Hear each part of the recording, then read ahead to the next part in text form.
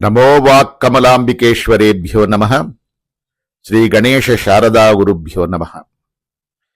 అఖిలాండకోటి బ్రహ్మాండ నాయకుడు, ఆది మధ్యాంతరహితుడు అయినటువంటి ఆ పరంధాముని దివ్య పాదపద్మములకు శిరస్సు తాటించి సాష్టాంగ దండ ప్రణామం సమర్పిస్తూ భగవద్బంధువులందరికీ కూడా హృదయపూర్వక నమస్సుమాంజలులు తెలియచేస్తున్నాను. నేను సూరిబాబు కందాడ.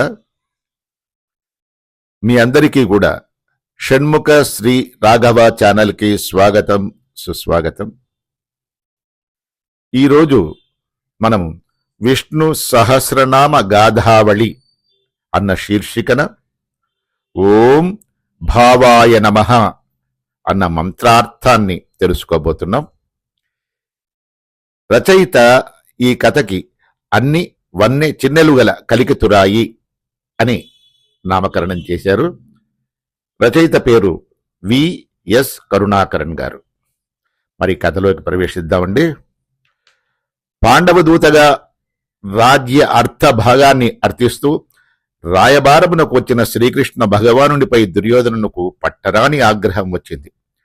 అతనిని చెరసాలలో నిర్బంధించాలని నిర్ణయించుకున్నాడు దుర్యోధనుడు. రాజ్యసభను మరునాడు సమావేశం కావాలని నిర్ణయించారు. ఆ రాత్రి దుర్యోధనుడు తన పన్నాగానికి రూపకల్పన చేశాడు. దర్బారు భవనంలో ఒక పెద్ద గొయ్యి తవ్వబడింది. దానిపై ఒక తడిక, తివాచి, ఆ తివాచీపై శ్రీకృష్ణుని కుర్చీ, ఆ గోతిలో పలువురు వస్తాదులు. దుర్యోధనుని సంజ్ఞ ప్రకారం శ్రీకృష్ణుడు కూర్చున్న సింహాసనం ఆ గోతిలోకి కూలిపోవాలి. అప్పుడు బలవంతులైన ఆ మల్లులు శ్రీకృష్ణుని బంధించి చెరపట్టాలి. ఇది ఆ వ్యూహం. తెల్లవారింది. తన పథకం జయప్రదం కాగలదని నమ్మాడు దుర్యోధనుడు. శ్రీకృష్ణుని సగౌరవంగా నిర్ణీత సింహాసనంపై కూర్చోపెట్టాడు దుర్యోధనుడు.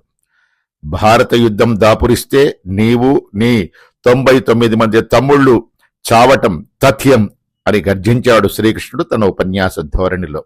దుర్యోధనుడు పకపక నవ్వుతూ, శ్రీకృష్ణ, నా మాట నీకెందుకు గాని త్వరపడకు. నీవు ఒంటరిగానే వచ్చావు ఇక్కడికి. నీవు భారత యుద్ధం గురించి మా చెరసాలలోనే ఉండి ఆలోచించుకుందువు గాని. నీవు చెరసాలలో జన్మించావు గదా, చెరసాలలోనే మరణిస్తావు సుమా అని హెచ్చరిస్తూ తన సేవకులకు సంజ్ఞ చేశాడు. ఆ క్షణంలోనే శ్రీకృష్ణుని సింహాసనం ఆ గోతిలో పడిపోవలసి ఉంది. కాని చిరునవ్వులు చిందిస్తూ శ్రీకృష్ణ పరమాత్ముడు, మూర్ఖుడా, నీవు నేను ఒంటరివాడినని భావించి బంధించాలనుకుంటున్నావా? నేను ఒంటరివాడిని ఎప్పుడూ కాను. నీ కళ్లకు నేనిచ్చిన శక్తి ద్వారా నన్ను చూడు, నన్ను బంధించాలని చూస్తున్నావా అంటూ తన విశ్వరూపాన్ని ప్రదర్శించాడు. శ్రీకృష్ణుని అడుగులు పాతాళంలోకి విస్తరించాయి. అతని శిరస్సు ఆకాశాన్ని అధిగమించింది. అంధ చక్రవర్తి ధృతరాష్ట్రుని కొడుకు శ్రీకృష్ణుని విశ్వరూప ప్రదర్శనంతో సమస్త సృష్టిని చూచాడు. అందులో ఆనాటి రాజ్యసభ ఒక ఏక దేశం, ఒక లవలేశ మాత్రం. అందులో దేవతలు, రాక్షసులు, మనుష్యులు, సకల లోకాలు కనిపించాయి. దుర్యోధనుడు చిట్ట చివరకు మహాభారత సంగ్రామంలో మరణించాడు.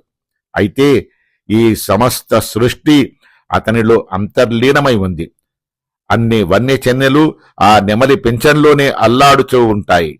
ఆ పరాత్పరుడు తన విశ్వరూప సందర్శనం తన ఇచ్చ వచ్చిన వారికి నెమలి తన పింఛం విప్పి ఆడేటట్లు అనుగ్రహించవచ్చు.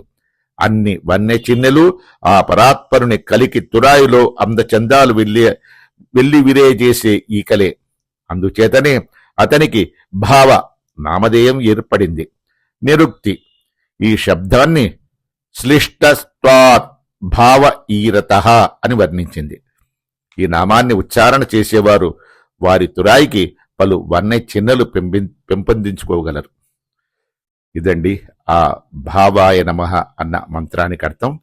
ఈ సందర్భంగా ఒక భక్తుని అనుభవం కూడా మీతో పంచుకోవాలనుకుంటున్నాను.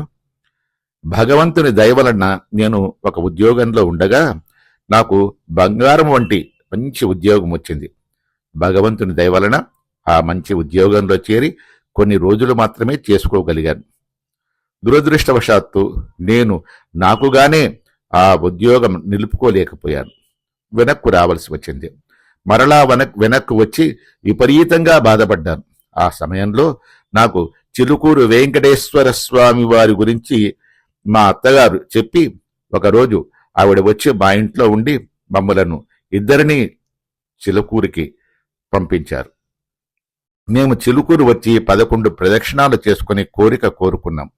త్వరలో అంటే 3-4 నెలల్లో నాకు పోగొట్టుకున్న దానికంటే ఇంకా మంచి బంగారం లాంటి ఉద్యోగం మరొకటి చిలుకూరి వెంకటేశ్వర స్వామి వారు అనుగ్రహించారు. నేను ఆ ఉద్యోగంలో జాయిన్ అయి చక్కగా ఉద్యోగం చేసుకుంటున్నాను. స్వామివారు అక్కడ ఉద్యోగం మంచిగా చేసుకునేటట్టుగా అనుగ్రహిస్తున్నారు. నేను ఈ ఊరు వచ్చినప్పుడు వచ్చి 108 ప్రదక్షిణాలు చేసుకుని స్వామివారి దర్శనం మరలా చేసుకున్నాను.